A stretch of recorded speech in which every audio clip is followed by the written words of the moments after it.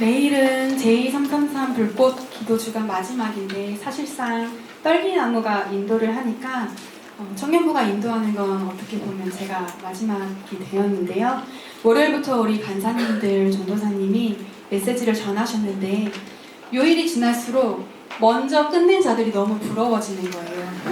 근데 이게 매도 먼저 맞는 게 낫지라는 그 부러움이 아니라 메시지를 전하고 기도 인도를 이제 한 30분 정도를 해야 되니까 비교적 마음껏 부르짖으면서 기도할 수가 없는 거예요. 그게 너무 부럽더라고요. 왜냐면 아직 메시지를 전해야 되고 전해야 되는 순서가 남아서 이 성대 관리를 해야 된다라는 그 압박감 속에서 좀 조절을 하게 되는 거예요. 그래서 너무 끝난 이들이 너무 부러웠습니다. 저도 오늘이 끝나면 이제 마음껏 소리내어서 기도할 수 있겠다라는 생각이 드네요. 성경 속에 간절한 기도의 내용이 참 많이 나옵니다. 그리고 우리는 한계를 뛰어넘고자 하는 메시지들을 월요일부터 쭉 들어왔죠. 오늘 저는 한나의 이야기를 함께 나누고자 하는데요. 여러분들도 한나에 대해 많이 들어봤을 것이고 잘 알고 있을 것입니다. 특히 성경 속 한나라는 인물이 누구입니까? 라는 질문에 아마도 첫 번째로는 기도하는 여인, 두 번째로는 그 기도를 통하여 아들을 얻은 사무엘의 어머니라는 것이 먼저 떠오를 것 같습니다. 그렇습니다. 특히 한나는 태가 열리지 않아서 고통 중에 살고 있었던 여인이었습니다. 그리고 그 여인이 낳은 자녀가 사무엘이죠. 자녀를 갖지 못하는 고통 속에서 하나님께 간절히 기도하며 믿음을 잃지 않은 사람이라고 우리는 아마 한나에 대해서 생각할 것 같습니다. 그런데 단순히 우리가 한나에 대해 이렇게만 알고 있으면 아들이 없어 아들을 구했더니 아들을 주신 하나님에서 그칠 수가 있다는 것이죠. 그래서 저는 여러분들과 한나라는 인물이 등장하는 말씀을 통하여 어떻게 우리가 자신이 마주한 한계를 뛰어넘을 수 있는가에 대해서 나누고자 합니다. 성경 속에 족보가 등장하는 것은 중요한 역사적 암시가 있음을 알려주는데요. 마찬가지로 성경에서 인물을 기록할 때 중요한 이가 앞에 먼저 나옵니다. 사무엘상 1장 1절을 보면 엘가나의 족보가 나오는데요. 1절을 함께 읽으시겠습니다. 에브라임 산지에 나와 주님의 에브라임 사람 엘가나라는 사람이 있었으니 그는 여호와의 아들이요 엘리후의 손자요 도의 증손이요 수의 한손이더라. 아멘. 엘가나는 에브라임 땅에 살고 있던 레위 지파 사람이었습니다. 레위 지파는 제사장 가문 그리고 찬양 사역을 감당하는 사람들이었죠. 찬양 사역을 하는 지파, 제사장직을 감당하는 지파가 바로 레위 지파였으니 그 집안이 실로 명문가 집안이라고도 할 수 있는 것이죠. 뿐만 아니라 제사장 가문이었으면 신앙적으로도 명문가라고 할 수 있습니다. 그런데 2절을 보면 그에게 두 아내가 있었으니 라고 나옵니다. 고귀한 가문인 이 레위 지파 사람이 두 아내가 있었다는 것, 여러분은 어떻게 생각하시나요? 그냥 이 시대는 다들 그렇지 않았나? 라는 생각이 드시나요? 하나님은 결혼에 대해서 말씀하실 때에는 항상 한 명의 남성과 한 명의 여성 간의 결혼인 일부일처의 제도를 말씀하셨습니다. 창세기 2장 24절 말씀을 함께 읽어보실까요? 이러므로 모를 떠나 그의 아내와 합하여 그의 한몸을 이룰지어다. 아멘. 하나님의 뜻은 분명히 한 남자와 한 여자 둘이 한 몸을 이루는 일부일처 제도였다는 것이죠. 그러나 엘가나가 아내를 2명을 두었다는 것은 고귀한 가문의 사람이지만 실제로는 그 가문의 명성, 이름값만큼 살고 있지는 못하다라는 것을 보여주는 것입니다. 아내가 많다는 것은 하나님이 허락하신 것이 아니라 인간이 죄로 인해 타락한 결과인 것이죠. 하나님의 창조 질서 안에서는 한 남자와 한 여자가 한 몸을 이루는 부부가 되는 것입니다. 그 외에는 죄의 결과인 것이죠. 엘가나의 모습은 지금으로 말하면 목사에게 아내가 2명, 즉 본처와 첩이 있었다는 이야기가 되는 것인데 있어서도 안 되는 이야기고 말도 안 되는 일이 지금 엘가나가 하고 있다는 것입니다. 한나가 그의 첫 아내이고 브닌나가 2번째 아내, 즉 첩이죠. 그러나 2절을 보면 두 아내가 있었으니 한 사람의 이름은 한나요, 한 사람의 이름은 브닌나라. 브닌나에게는 자식이 있고 한나에게는 자식이 없었더라 라고 나옵니다. 처음에는 한나와 브닌나가 아내됨의 기준으로 첫 번째와 두 번째의 순서로 나옵니다. 그러나 자식이라는 기준이 생기자 어떻게 됩니까? 브닌나에게는 자식이 있고 한나에게는 없더라 라고 브닌나가 먼저 나오는 것이죠. 앞에서 말했듯이 성경에서 이름이 나오는 순서가 중요합니다. 자식이라는 기준에 한나는 밀려버리고 만 것이죠. 자식이 있고 없고가 힘이 있고 없고가 되어버린 것입니다. 엘가나는 한나와 분인나 중에 한나를 더 사랑했습니다. 우리 이런 말 많이 들어봤을 것 같은데요. 남자가 여자를 진짜로 사랑할 때 남자는 돈을 쓴다. 진짜로 사랑하는가 아닌가는 돈을 쓰냐 안 쓰냐의 차이이다. 마음이 있는 곳에 물질이 있다는 것. 우리도 또한 그런 모습을 가진 사람인 거죠. 한나에게 갑절을 주었다는 것은 분명히 한나를 더 사랑한 것입니다. 그런데 분인나의 입장에서 생각을 하면 자식이 있는 자신보다 자식이 없는 한나를 더 사랑하여서 갑절을 주었으니 얼마나 꼴보기가 싫었을까요? 분인나는 그래서 한나의 적수라고 표현이 됩니다. 얼마나 한나를 괴롭히고 대적하는 상태였으면 성경 속에 적수라고 표현이 되었는지는 모르겠지만 아무튼 분인나와 한나의 사이가 어떠한지, 아니 적어도 분인나는 한나를 어떻게 대했는지 충분히 알 수 있는 것이죠. 그래서 울고 있는 한나에게 남편 엘가나가 다가와서 내가 10아들보다 나은데 왜 울어? 라고 합니다. 나와 가장 가까운 사람이 나의 마음을 몰라줄 때, 여러분 이런 경험이 있으실지 모르겠어요. 이것도 한나의 입장에서 얼마나 짜증나고 서운한 마음이 드는 발언일까요? 한나의 마음이 좋을래야 좋을 수가 있었을까요? 이런 상황에서 아무렇지 않은 사람은 거의 없을 것입니다. 한나는 너무 괴로워서 그 괴로운 마음으로 이제 하나님께 나아가게 되는 것이죠. 그런데 우리는 오늘 본문 말씀인 바로 이 10절에서 주목해야 할 것이 있습니다. 보통 10절 한번 띄워주시겠어요? 네. 보통 한나가 마음이 괴로운 이유라고 했을 때 아마도 많은 분들이 자식이 없어서라고 자연스럽게 떠올릴 것 같은데, 그런데 한나가 마음이 괴로운 이유는 자식이 없어서 슬펐다라고 명확하게 성경에 나오지 않습니다. 남편이 갑절로 나에게 사랑을 준다고 할지라도 그 사랑으로도 위로가 되지 않는 슬픔이 있긴 있었는데 그 슬픔이 곧 자식이 없어서다 라고 성경에 나와 있지 않는다는 것이죠. 물론 고대시대에는 여자가 결혼을 하고 시집을 가면 아이를 낳게 되어 있었습니다. 아이가 없는 것은 당연한 슬픔이죠. 글쎄 제가 여자 입장에서 생각을 해보면 더 그렇더라고요. 내게 아이가 생기지 않는다? 내가 아이가 없다? 그렇다면 내가 뭔가 문제가 있어서 그런 건가? 내 책임이 아닐까? 라는 생각이 먼저 들 수 있다는 것이죠. 고대시대에는 당연히 자식을 낳게 되어 있었지만 자식을 못 낳으면 의뢰하는 생각들이 있었습니다. 그것이 무엇이었냐면 먼저는 하나님께 저주받은 자이다. 이거나 하나님과 관계가 끊어진 자이다. 라는 것이었습니다. 그리고 아이를 낳지 못하는 것에 대해 많은 사람들, 특히 분인나는 이 생각을 가지고 공격을 하는 것이죠. 한나가 마음이 괴롭고 슬픈 진짜 이유는 아이가 없어서 라고 단정 짓는 것이 아니라 하나님과의 관계에 문제가 있나? 라는 바로 이것 때문이었다라는 것입니다. 한나가 남편의 갑절로 주는 사랑에도 위로가 되지 않았던 것은 한나의 진짜 슬픔이 아이가 없어서만은 아니라는 것입니다. 물론 아이가 없는 것은 슬프겠죠. 그러나 진짜 이유는 나와 하나님과의 관계 문제인 것이죠. 그러면서도 한나도 내가 하나님께 정말 저주받았을까? 정말 하나님과 나의 관계가 끊어져서 내가 아이를 낳지 못하는 것일까? 라는 생각 때문에 고통스러웠지 않겠습니까? 그리고 다른 사람들이 하나님이 저 여자를 저주해서 아이가 낳지 못하나 보다.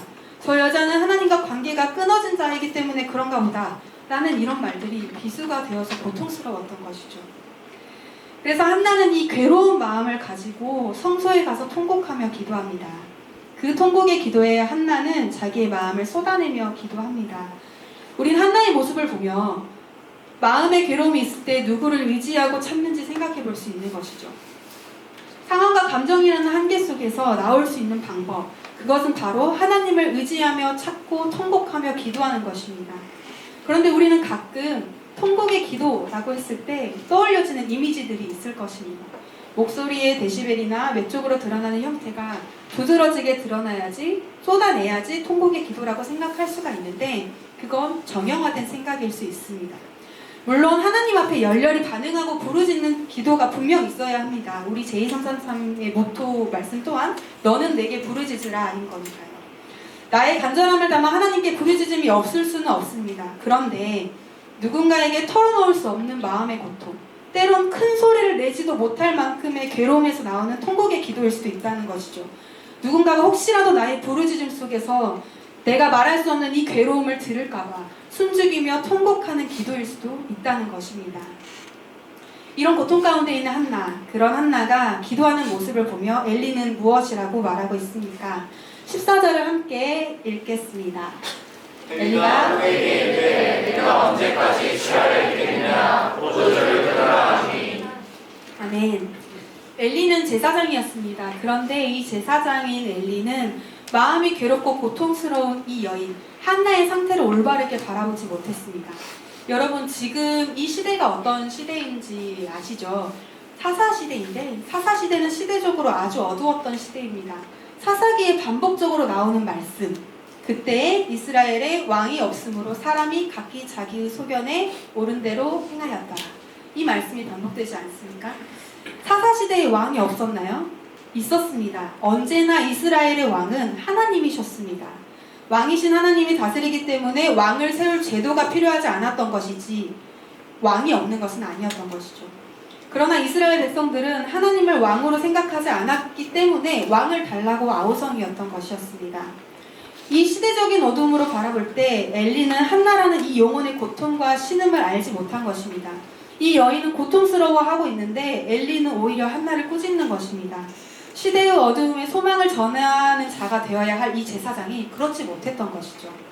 이에 한나는 15절에서 내 주여 그렇지 아니합니다. 나는 마음이 슬픈 여자라 라고 말합니다. 그러면서 포도주나 독주를 마신 것이 아니요 여호와 앞에 내 심정을 통한 것뿐이오니 라고 말하고 있습니다. 여호와 앞에 내 심정을 통한 것뿐이오니. 한나는 술을 마신 것이 아니라 마음이 슬픈 여자이고 여호와 앞에 내 심정을 통한 것뿐이었다라고 고백합니다. 심정을 통한 것. 이 심정이라는 것을 제가 한자로 찾아보니까 마음, 심, 뜻, 정이라고 쓰여져 있더라고요. 여러분들 솔직한 심정을 털어놓다. 이 말 어떻게 느껴지시나요? 아마도 너의 마음 내가 다 알아 라고 할 때 너 심정 내가 다 안다 라고 말할 수 있는 것이죠. 한나는 하나님과의 기도를 통해 심정이 통한 것입니다. 한나의 기도가 도대체 어땠길래 하나님과 심정이 통했을까요? 11절을 함께 같이 보시겠습니다. 함께 읽어보실까요? 선하늘에 만대 여호와여 만일 주의 여종의 고통을 돌보시고 나를 기억하사 주의 여종을 잊지 아니하시고 주의 여종에게 아들을 주시면 내가 그의 평생에 그를 여호와께 드리고 삭도를 그의 머리에 대지 아니하겠나이다. 아멘. 여기서 내 심정을 통한 것이다 라는 이 말은 원어로 내 목숨을 쏟아놓은 것, 온 마음과 뜻을 다해 간절히 기도했음을 뜻하는 말인데요. 또한 영어 성경으로 보면 poured out이라고 해서 쏟아낸 것이라고 기록되어져 있습니다. 한나는 하나님께 자신의 모든 것을 쏟아낸 기도를 올려드린 것이죠. 한나가 분인나로부터의 괴롭힘을 안 당할 수 있는 해결책이 무엇인가요? 아들만 있으면 게임이 끝나는 것입니다. 아들만 있으면 되는 것이죠. 한나는 아들만 있으면 하나님께 저주받지 않은 자라는 것도 증명되고 하나님과의 관계가 끊어진 것이 아니라는 것도 증명되어서 더 이상 첩인 분인나에게 괴롭힘을 당할 일도 없을 것입니다. 그런데 한나는 이 아들 한 명만 있으면 끝나는데 이 아들을 주시면 다시 하나님께 내어드린다고 말합니다. 다시 하나님께 드린다는 것이 한나의 마음, 한나의 고백처럼 보이지만 사실 이것은 하나님의 뜻인 것입니다. 여러분이 정말 기도할 때 어떻게 기도하시나요? 어떤 기도를 하시나요? 대부분 나의 필요, 나의 부족함을 채워달라고 기도하시지 않으신가요? 사실 저도 마찬가지입니다. 그런데 우리가 깊이 기도하다 보면 나의 뜻이 아닌 하나님의 뜻을 구하는 기도로 변화하게 됩니다. 처음 기도의 시작은 하나님, 지금 제가 이게 없으니까 이것을 주셨으면 좋겠고요. 지금 제가 이런 상황이니까 이 상황을 이렇게 변화시켜 주셨으면 좋겠습니다. 라고 기도할 것입니다. 이것이 바로 우리가 가진 한계라고도 할 수 있는 것입니다. 그런데 그 기도가 성령님이 인도하시는 깊은 기도 가운데로 나아가게 되면 그 기도의 내용이 변화되기 시작한다는 것이죠. 처음엔 내 욕심대로였지만 이제는 하나님의 뜻을 구하며 하나님의 뜻대로 살기를 기도하게 되는 것입니다. 마찬가지로 한나 또한 그랬던 것입니다. 나의 필요처럼 보여서 구하고 기도하지만 결국은 나의 필요가 아니라 하나님이 필요하신 것이었구나 라는 것을 깨닫게 된 것이죠. 그러니 아들을 주시면 그의 평생의 그를 여호와께 드린다라고 하는 것입니다. 하나님이 필요하시다는 것을 알기 때문에 다시 하나님께 드리는 것이죠. 이 어두운 시대에 하나님과 한나가 심정이 통한다는 것은 한나에게는 아들이 없었지만 하나님께는 하나님의 말씀을 제대로 전할 제사장이 없었던 것입니다. 레위 지파인 엘가나가 두 아내를 두었는데 안 봐도 뻔하죠. 또한 엘리도 마찬가지입니다. 한나의 아픔을 알지 못했고 기도하는 한나에게 다가가 무슨 일이 있는지 궁금해하지도 않았던 엘리였습니다. 그래서 한나와 하나님은 마음이 통하게 된 것입니다. 너도 없어? 나도 없는데 라는 것이죠. 한나에게 이 고통이 없었다면 한나는 하나님의 마음을 알지 못했을 것입니다. 한나는 자신의 한계와 이 고통 속에서 하나님의 마음을 알게 되는 것이죠. 왕이신 하나님이 계셨지만 하나님을 왕으로 섬기지 않았던 이 시대, 하나님은 이 시대의 고통을 한나라는 이 여인을 통해서 하나님의 마음을 보여주시는 것입니다. 한나가 서원했고 하나님이 주셨다. 그러니 서원하며 하나님이 주시고 또한 서원해서 드리며 하나님이 주신다는 것이 한나의 기도의 포인트가 아닙니다. 한나는 절망 속에서 하나님을 붙들었습니다. 그의 괴로운 마음, 아프고 상한 마음, 누구에게도 말할 수 없고 혹여 큰 소리로 말하면 누가 들을까 이로 말할 수 없는 마음을 하나님께로 가지고 나아갔습니다. 한나의 기도는 단순한 간구로 끝나지도 않았습니다. 하나님의 뜻이 내 뜻이 되길 원하는 기도로 변화되었습니다. 그녀는 자신이 육체적인 한계뿐만 아니라 하나님과의 관계, 사람들의 비난의 말들이 자신이 해결할 수 없는 이 한계 속에서 마음의 고통을 하나님 앞에 내려놓았던 것이죠. 우리가 절망 속에 있을 때 하나님을 향한 믿음과 기도로 나아가야 한다는 것을 우리는 한나를 통해 이 시간 배울 수 있는 것입니다. 한나는 자신이 어찌할 수 없는 한계 속 문제들을 하나님 앞으로 가지고 가서 내어드렸습니다. 내 안의 한계는 결국 하나님이 어떤 분이신가를 알게 되는 것입니다. 내가 직접 경험하게 되는 것입니다. 그리고 내가 하나님께 맡겨드리고 내어드렸을 때 나를 책임지신 하나님을 몸소 체험할 수 있는 은혜를 경험하게 해주시는 것이죠. 하나님을 경험할 수 있는 또 하나의 통로가 나의 한계인 것입니다. 한나에게 만약 아이가 있었다면 한나는 하나님의 마음을 알 수 없었을 것입니다. 그 시대의 아픔을 공감하지 못했을 것입니다. 하나님이 진짜 어떤 심정인지 통하지 못했을 것입니다. 사람은 자기의 한계를 마주하게 될 때 그게 상황이든 사람을 통해서든 어떤 것이든 그 한계라는 벽 앞에 자신이 물리적인 힘으로 할 수 없을 때가 분명 있습니다. 한나는 하나님이 생명의 주권자라는 것을 알았습니다. 우리가 해야 할 것은 내가 할 수 없음을 인정하고 하나님께 맡겨드리는 것입니다. 나의 한계를 직시하고 내 영역이 아니라 하나님의 영역이라는 것을 인정할 줄 알아야 하는 것입니다. 불가능을 가능케 하실 분은 오직 여호와 하나님뿐이십니다. 네. 나를 올가매는 그 상황과 그것으로부터 깊숙하게 빠진 감정들로부터 내가 넘어지지 않을 수 있는 이유가 하나님께 나아오는 기도라는 것이죠. 이렇게 하나님께 맡긴 이의 기도의 결과는 어떠한가요? 18절을 함께 같이 읽겠습니다. 이르되 당신의 여종이 당신께 은혜 있기를 원하나이다 하고 가서 먹고 얼굴에 다시는 근심빛이 없더라. 아멘. 가서 먹고 얼굴에 다시는 근심빛이 없더라. 여러분, 무언가 깊은 근심이 있거나 고통이 있을 때 밥이 술술 넘어가시던가요? 저는 마음이 힘들면 그렇게 입맛이 없더라고요. 밥을 먹어야 힘이 나는데 밥 먹을 힘조차 나지 않는다는 것이죠. 그러나 한나는 기도한 이후에 가서 먹고 얼굴에 다시는 근심빛이 없었습니다. 한나는 하나님과의 심정이 통하는 기도를 통해 하나님이 내 마음 다 아신다. 그러니 이제 걱정 없다라는 것이죠. 한나는 서원했던 기도대로 자신의 아이 사무엘을 하나님께 다시 내어드립니다. 하나님께 약속했던 것을 한나는 지킵니다. 우리는 하나님께 기도하면서 하나님께서 이렇게 해주시면 저 정말 이렇게 살게요 라고 숱하게 고백했을 것입니다. 그러나 얼마나 그 고백대로 살아가고 계신가요? 우리가 한나와 또 다른 점은 기도한 고백대로 얼마나 살아가는가 하는 것입니다.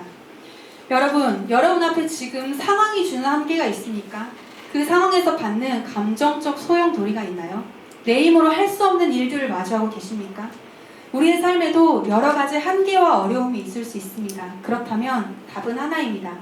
한나처럼 자신이 마주한 문제를 하나님께로 가지고 나아가 기도하는 것입니다. 그리고 그 기도를 통하여 나의 뜻이 아닌 하나님의 뜻을 구하고 바라는 기도로 나아갈 수 있는 것입니다.